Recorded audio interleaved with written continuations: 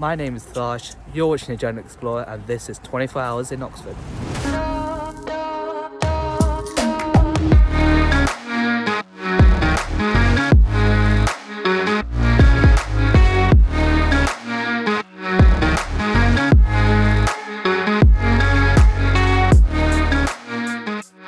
Before I start this video, I just want to say thank you guys for all your support recently. I hope you guys have all liked my content recently. I've been trying to post a lot more regularly, as I mentioned before, and if you do like my content, make sure you hit that subscribe button below and like this video. It helps in more ways you can imagine. Anyway, let's get back to the video. Oxford is one of the most well-known cities within the UK. It's mainly made famous by Oxford University itself, which is hundreds of years old and has loads of famous buildings, as like the one behind me. And in today's video, I thought I'd show you guys the best bits about Oxford. So a top tip for when you come to Oxford, especially if you come by car, is to park in a car park called Thornhill Car Park. It's just on the outskirts of the city centre, just off the M40. It costs £2 for the whole day, which when you compare it to parking in the city centre, which is about £20 for the whole day, it's so much cheaper. And you can get a bus from the car park into the city centre, so it's sort of a park and ride essentially, and yeah, it just saves a lot of money. In front of me we have Christ Church College, which is one of the largest and oldest colleges within Oxford University. The college itself dates back to 1525, and on a more interesting note, was used as the filming location in the Harry Potter films, and the Great Hall within the college also inspired the Great Hall in Hogwarts. So yeah, it's a key part of Harry Potter sort of culture, and yeah, it's definitely one of the more nicer colleges within Oxford.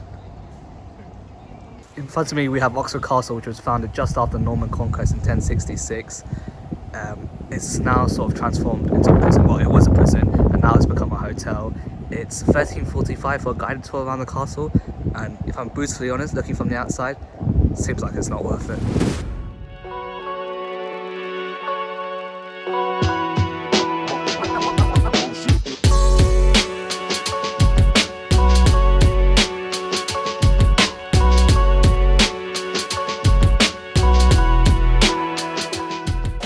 So I'm currently in the covered market in Oxford, where there's loads of stalls and shops that sell all kinds of stuff, from suitcases to food to clothes. It's been a local hub of Oxford for over 200 years, and if you're looking for something a bit more local, then this is the place to be. If you're in Oxford and you fancy a spot of lunch or fancy a bit of shopping, then Westgate Shopping Centre is the place to be. As you can see, I'm on the rooftop terrace where there's loads of bars and restaurants, and yeah, it's just a really nice place to eat and place to sort of stop off during the day. There's also a cinema nearby here, so if you fancy watching a film, then come here as well. And so the views from the roof aren't that great, but it's still a nice place to eat. And yeah, let me know if you do come here for lunch and show me where you guys ate. Oxford, like Amsterdam, is known as a cycling mecca, and you can see all the people cycling around. It's a very environmentally friendly city, and yeah, it's probably the most common form of transport around the city, I think. So currently I'm standing in the main court of the Bodleian Library, which is one of the oldest libraries in Europe. Apologies if I've butchered that pronunciation. If I have, please let me know what it actually is. But yeah, this library is one of the oldest in Europe. It was founded in the 16th century, and as you can see, it just looks stunning. I've seen nothing like this in my life before, and I live in London, I live near London, where there's loads of old buildings, and it just looks so nice. And I guess one of the advantages of going to Oxford University is you get to see amazing buildings like this all the time.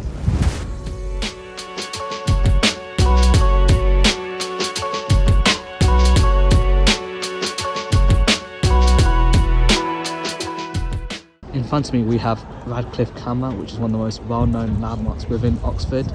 If you didn't know, this is actually a library, and correct me if I'm wrong, but I think it's only open to Oxford University students. We also have the Bodleian Library nearby as well, and there's St Mary's Church just behind this library. As you can see, it's just such a nice and beautiful courtyard, and it's just even more reason for why you should spend a day in Oxford if you haven't already. So a top tip whenever you come to Oxford is to visit the top of St Mary's Church by Radcliffe Tower. From the top of the tower you get amazing views across all of Oxford. It costs £5 to get to the top of the tower, and so make sure you book it before you come here. And also to warn you, there's 127 steps you have to climb up, and they're really narrow steps, so it can be a bit tiring, but the walk is definitely worth the views. I mean, just look at this. I know that the weather's a bit grey, but it still looks amazing.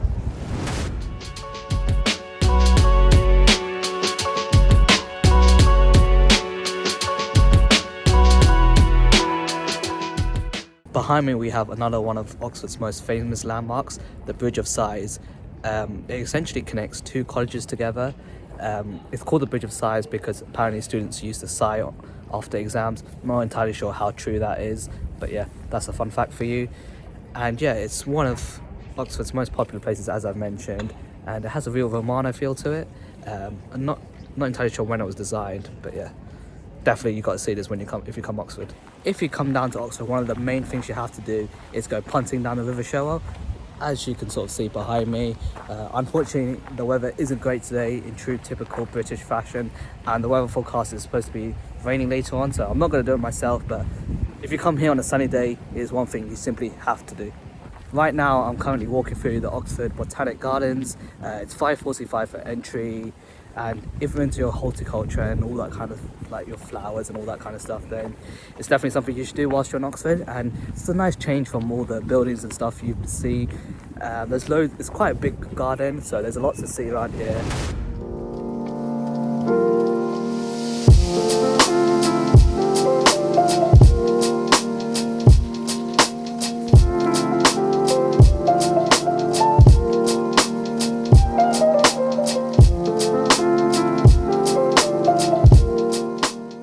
In front of us we have another amazing college of Oxford University.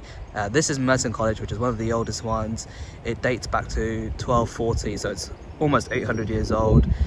And as like all the other colleges in Oxford, it's just so beautiful. And yeah, it's just a feature of all the buildings around here.